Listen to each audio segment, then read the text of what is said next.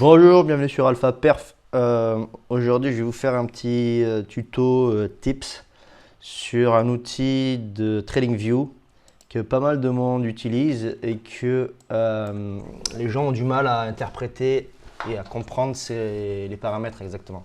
Donc l'outil, c'est l'outil que vous avez ici, position longue, position short. Ok. Alors, position longue. Je vais vous expliquer donc comment ça marche. L'outil, il se présente de cette manière-là quand vous cliquez dessus. Alors, quand vous cliquez sur l'outil, vous avez donc la barre ici qui manage l'outil. Vous allez dans configuration. Ok. Donc là, vous avez le style, donc étiquette de prix, blablabla. Vous mettez comme vous voulez, les couleurs que vous voulez. Alors, mode statistique compact. Voilà, c'est ça en fait, hein. C'est soit vous avez la description des statistiques, soit vous ne l'avez pas. Là, pour l'exemple de paramétrage, je vais donc le mettre en normal. Et bon, on a toujours montré les statistiques, ça veut dire que quand vous enlevez la souris de l'outil, elle s'enlève. Donc ça, on s'en fiche un peu. Donc, la chose qu'il y a à comprendre pour le paramétrage de cet outil, c'est surtout ça. Voilà. Taille du compte. Donc la taille du compte, en fait, c'est la taille du compte avec lequel vous êtes prêt à calculer votre risque sur cette position-là. Alors là, disons, je suis sur XRP, j'ai un back de trading de 10 000 euros, donc je vais mettre 10 000 euros. Ça veut dire que là, il va me calculer une position sur XRP de 10 000 euros. Disons que j'ai un capital de 10 000 euros et que je veux mettre que 1000 euros en trading sur XRP, ben ici je vais mettre taille du compte 1000. Enfin, c'est les euros, c'est les dollars, enfin c'est du USDT. Ok. Je vais mettre que 1000. Ok. Bon, disons qu'on est à 10 000. Donc je vais mettre que je suis capable de prendre une position sur laquelle je vais calculer un risque sur 10 000 dollars. Ok. Taille du lot. Alors c'est là où les gens ont tendance à se planter. La taille du lot, vous mettez toujours 1. Parce qu'en fait, en crypto, le prix est comparé, le lot en fait c'est le prix, c'est 1 dollar. D'accord. Ça veut dire que la taille du lot, 1 XRP coûte 0,47,07. Donc il est comparé à un lot de 1 dollar. Voilà, le lot c'est 1 dollar, c'est que 10 000 dollars que vous pouvez dépenser vont vous amener des lots de 1 dollar. Ok. Je ne sais pas si j'étais clair, mais là, vous ne bataillez pas, vous laissez toujours 1. Ça, en fait, ça sert que si jamais vous tradez du Forex. Si jamais vous tradez du Forex, par exemple, un lot, je crois, en Forex, après, je crois que ça dépend des pairs et des brokers. Il me semble qu'un lot, c'est 100 000 dollars. Je ne suis pas sûr, mais donc ici, j'aurais marqué 100 000. Voilà. Donc, il me dirait le nombre de lots que je peux prendre, la taille du lot que je peux prendre. Donc là, mon lot, c'est 1. Donc, vous allez comprendre pourquoi après. Le risque, c'est le risque que vous êtes capable de prendre sur ce compte-là. C'est-à-dire que vous êtes d'accord de perdre 1% sur ces 10 000 euros. C'est-à-dire vous voulez bien perdre 100 dollars. Vous voyez, je peux gagner là sur 1 pour 1, parce que l'outil est juste posé. Donc si je gagne en 1 pour 1, je gagne 100 dollars. Si je perds en 1 pour 1, je perds 100 dollars. D'accord. Ça, prix d'entrée, tout ça, pour l'instant, ça nous est égal. D'accord. Alors, disons que je rentre en position ici. Ok. Voilà. Je rentre en position ici. Allez, là, on s'en fiche. On s'en fout complètement.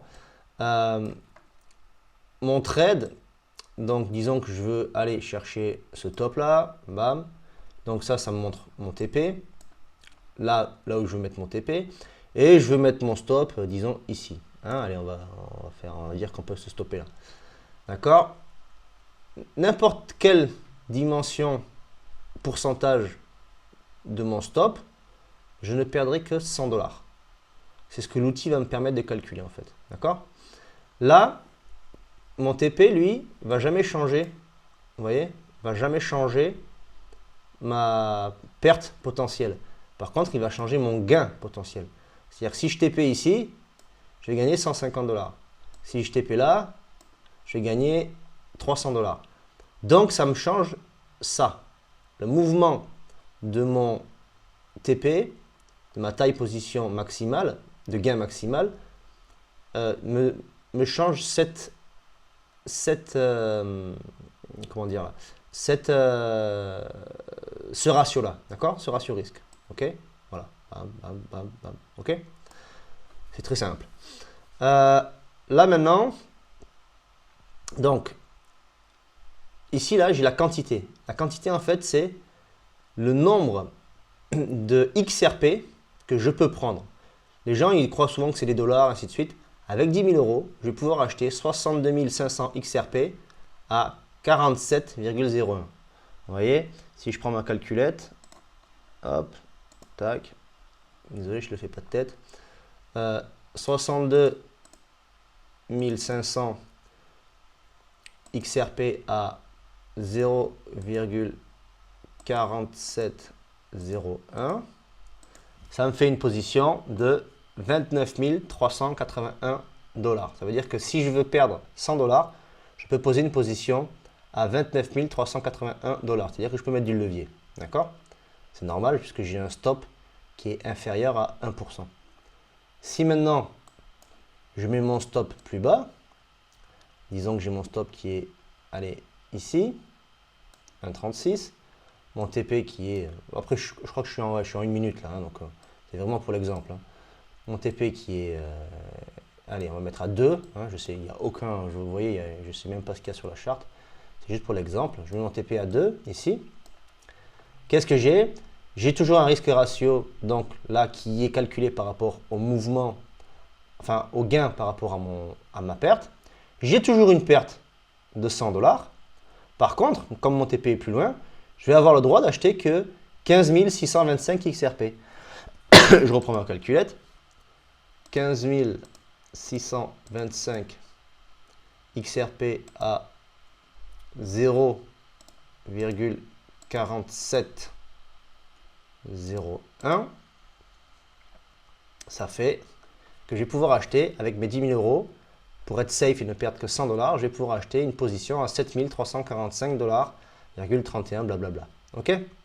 Voilà. Après, donc, pour revenir aux paramètres, ça, c'est quand vous venez de faire votre achat. Si vous voulez bien suivre votre position, disons que je voulais acheter à ce prix-là, mais quand j'ai passé l'ordre, ben, j'ai acheté, je vois sur mon exchange que j'ai acheté à 0,47,05. Je le note ici. Tac. Ça me le change précisément. Comme ça, je suis précis. Comme ça, j'ai un R précis. Enfin, ma taille de position, c'est trop tard puisqu'elle sera déjà rentrée. Mais bah, juste, ça vous permet d'avoir votre position qui est pile là où vous l'avez acheté quand vous managez votre position. Voilà. Moi, c'est comme ça que je m'en sers en tous les cas. Et donc, pour les shorts, bah, c'est exactement la même chose dans l'autre sens. Voilà. Voilà. Votre stop, il est ici, il ne changera pas. Par contre, votre TP, lui, modifie le take profit de votre position. Alors, pourquoi moi je ne me sers pas de ça, de ce calcul de compte? Tout simplement parce que je n'ai pas toujours un compte à 1000 $ ou à 10 000 $. Par exemple, si j'ai un compte à 10 000 $, que je fais une position, que je gagne une position, enfin un trade, je vais avoir un compte après, disons que je gagne 1000 $, mais du coup je vais avoir un compte à 11 000 $. Parce que moi, mon money management reprend tous mes gains jusqu'à la fin du mois. C'est-à-dire que si je gagne un trade, je vais recalculer mon risque de 1% sur 11 000 $ et plus de 10 000 $. Donc à chaque fois, il faut changer ça. Soit vous le savez et vous le faites, soit vous n'utilisez pas ce produit-là, ce système-là. Si vous faites par exemple pareil l'inverse, si vous perdez un trade, ben, votre risque n'est plus calculé sur 10 000 $. Si vous perdez 1000 $, il sera calculé sur 9 000. Il ne faut pas oublier de le changer, sinon votre position sera plus bonne. Alors là, c'est pas grave, mais au bout d'un moment, si vous le faites 3-4 fois, ça peut complètement altérer votre risk management, qui est très important à gérer. Voilà, donc j'espère avoir été clair et vous avoir appris à se servir enfin éclairé pour se servir de cet outil. Si vous avez aimé la vidéo, n'hésitez pas de liker, de partager, laisser des commentaires, ça fait toujours plaisir. Allez, et bien sûr, vous pouvez me suivre sur mon Discord. C'est aussi un plaisir. Voilà, allez, ben merci, au revoir et à bientôt.